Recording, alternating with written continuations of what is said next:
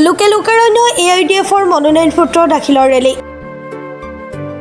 7 নং গৌৰীপুৰ সমষ্টিৰ AIDFৰ প্ৰাৰ্থী নিজানুৰ ৰহমানৰ মনোনয়ন পত্ৰ দাখিলৰ বাবে এদৰে ওলাই আহিছে হাজাৰ হাজাৰ AIDF সমৰ্থিত ৰাইজ।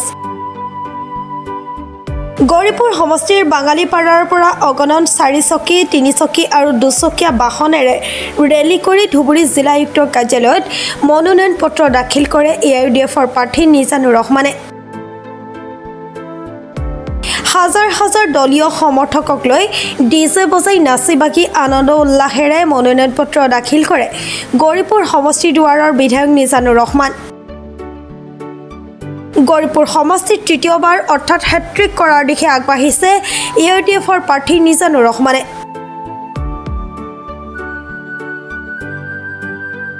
কংগ্ৰেছৰ প্ৰাৰ্থীগৰাকী দুৰ্বল হোৱাত গৌৰীপুৰ সমষ্টি কংগ্ৰেছ সমৰ্থিত হাজাৰ হাজাৰ ভোটাৰ ৰাইজে আজমলৰ AIDF দলৰ প্ৰাৰ্থী নিজানুৰ ৰহমানৰ মনোনয়ন পত্ৰ দাখিলৰ বাবে ওলাই অহা পৰিলক্ষিত হৈছে।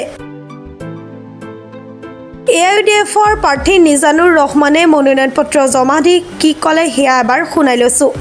আমাৰ যিমান সমৰ্থক লৈ আহিছোঁ আৰু ইয়াত আজি লাষ্ট দিনাখন আছিলে মনোনয়ন দিয়া হ'ল আৰু খুব ভালভাৱে দিয়া হ'ল আৰু ভালেই লাগিছে আৰু ফিল্ডৰ পজিশ্যনো ভাল। ইনশাল্লাহ আমি এই নিৰ্বাচনত আমি বিপুল ভোটত জয়যুক্ত কৰিম। আপোনাৰ কাৰ লগত প্ৰতিদ্বন্দ্বিতা হ'ব? এতিয়া প্ৰতিদ্বন্দ্বিতা স্পষ্ট হোৱা নাই। যোৱাবাৰ 50,000ত জিকিছিলোঁ, তো এইবাৰ বোধহয় এইটো আৰু বাঢ়িব।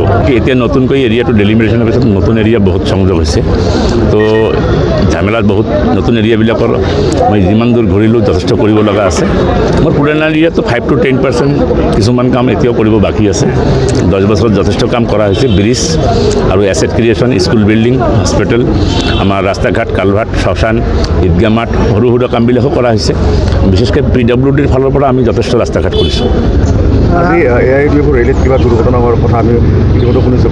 হয়, মই গম নাপাওঁ। মই ইয়াত আহিছোঁ। আমাৰ গৌৰীপুৰ থানাৰ সন্মুখত বাইগনতলী এই ৰাস্তাত কিবা ল'ৰাবিলাকৰ ডিজে ভাঙি দিছে, কোনোবা গাঁৱৰ ল'ৰা কিবা শিল দলিয়াইছে এনেকুৱা শুনিছোঁ। মই এতিয়া গৈ কিনে গম পাম কেনেকুৱা হ'ব। মোৰ ডাঙৰ ৰেলী আছিলে, বগৰীবাৰীৰ পৰা আমাৰ গৌৰীপুৰলৈকে ৰেলীটো লম্বা আছিলে। মানে আমাৰ 3-4খন গাড়ীত ডিজে আছিলে। কোনখন গাড়ীত ইনচিডেণ্ট হ'ল মই পিছত গম পোৱা নাই আৰু মই পোনে পোনে টাইমৰ আগত ইয়াত আহিব লাগে, সেইকাৰণে মই ইফালে গুচি আহিলোঁ। এতিয়া গৈ কিনে মই থানাত খবৰ ল'ম। কেইবাজনো আহত হৈছে ইতিমধ্যে। মই এইটো মূৰত আঘাত কৰিছে এনেকুৱা ময়ো খবৰটো পাইছোঁ, কিন্তু মই এতিয়া যিহেতু এইটো চেঞ্চুৰী টাইম 3টাৰ আগত আহিব লাগে, মই এতিয়া তাতে যাম। আমাৰ ল'ৰাবিলাকক কোনে মাৰিলে কৰ্মীয়ে কৈছে বিৰোধীয়ে কৰা বুলি বা বিৰোধী দলে কৰা বুলি। তেনেকুৱা মই এতিয়া নজনাকৈ কোৱাটো ঠিক নহ'ব। কাকো অভিযোগ কৰাটো এইটো সমীচীন নহ'ব। এতিয়া কেনেকৈ ইনচিডেণ্টটো হ'ল থানাত গ'লে গম পাম। যিহেতু থানাৰ সন্মুখতে যিহেতু হৈছে নিৰ্বাচন হৈ থাকে, এইবাৰ এনে ঘটনা কি ক'ব মানে নিশ্চয়কৈ এতিয়া চাওক আপোনালোকে তাত কি ঘটনা ঘটিছে কি ঘটা নাই। আৰু এইটো থানাৰ সন্মুখত, গৌৰীপুৰ টাউনৰ সন্মুখত। মই যিমান দূৰ মোক টেলিফোনিকভাৱে কৈছে যে আমাৰ বেগুনতলী গাঁৱৰ কিবা ল'ৰাবিলাকে তাত শিল দলিয়াই কিনে আমাৰ ডিজেবিলাক পিছত আমাৰ এছাল্টিং কৰিছে। আমাৰ ল'ৰাবিলাকক অলপ ব্লাড ছেডো হৈছে। তো এতিয়া গৈ কিনে থানাত ৰিপৰ্ট ল'লে মই গম পাম, যিহেতু মই তাত গৈ পোৱাই নাই এতিয়ালৈকে। তো এইখিনি আগতীয়াকৈ পলিটিকেল কাৰোবা দুষ্কৃতিকাৰী কিবা কোৱাটো মই দায়িত্বশীল ব্যক্তি হিচাপে আৰু মই যেনেকুৱা মোৰ যিটো কেৰেক্টাৰ, মই কাৰোবা নজনাকৈ এটা দোষ দিয়াটো ঠিক নহ'ব। গৌৰীপুৰৰ পৰা ইমৰান হুছেইন শেখৰ ৰিপৰ্ট, প্ৰাতঃ টাইম ডিজিটেল। শদিয়াৰ পৰা ধুবুৰীলৈ, বৰাকৰ পৰা ব্ৰহ্মপুত্ৰলৈ সকলোৰে মাজত চিনাকি এটা নাম প্ৰাতঃ টাইম।